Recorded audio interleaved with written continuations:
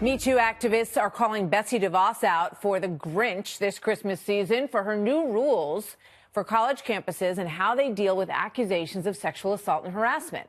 Supporters of these changes say that this rollback of the Obama rules that were unfair, they believe, to the accused is a good thing. But opponents are launching a full-court press to try to stop that from happening. Actress and activist Alyssa Milano narrated a Christmas-themed video to attack the education secretary's plan. Watch this. This holiday season, Betsy DeVos sent a lovely gift to the students of America.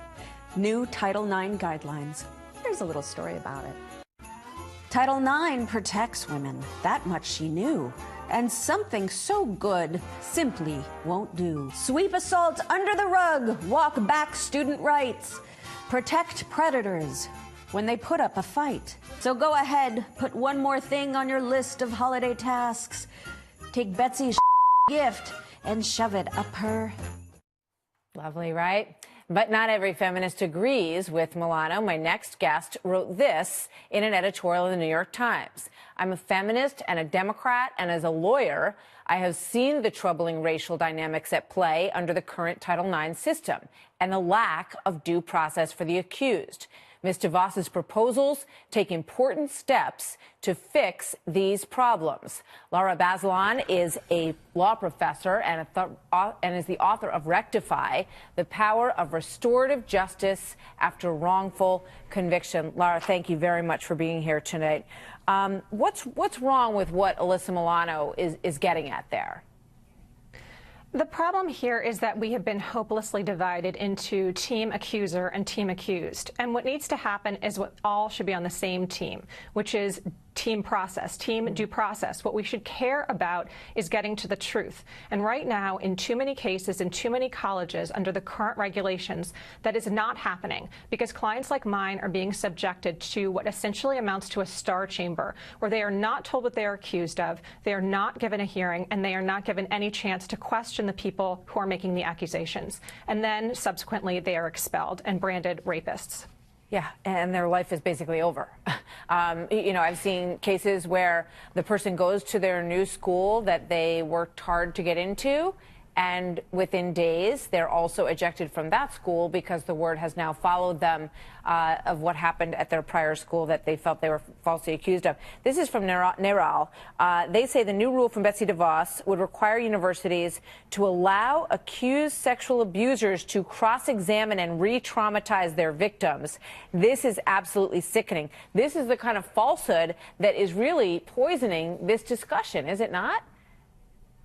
Yes, that is not true. So how it would work is that both sides would have the right to cross-examine each other through an advisor. So we're talking about an indirect process that would presumably be subject to reasonable limitations. And that's not the only mistruth that is out there. Other organizations have claimed, including the ACLU, that these proceedings are going to favor the accused, which isn't true. All of the rights, again, are reciprocal and meant to benefit both sides. You know, it always seems to me when I look at these situations, and I've interviewed, you know, a number of young men who have been in situations that they felt were completely unjust to them.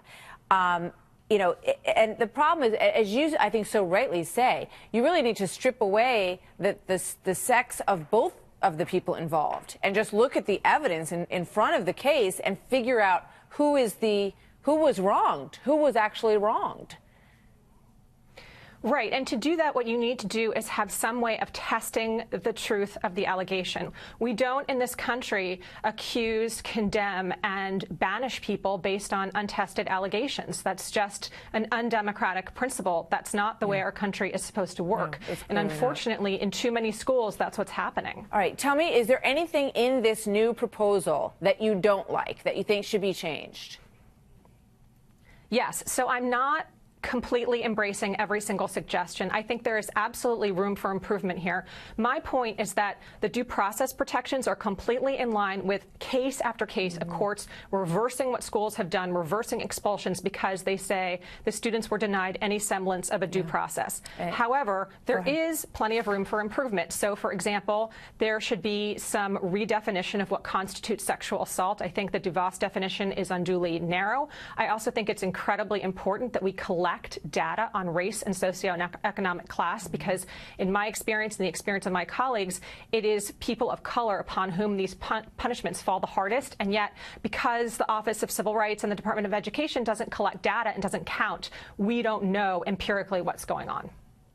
Very interesting work that you're doing. Thank you very much, Laura. Great to have you with us tonight. Thank you.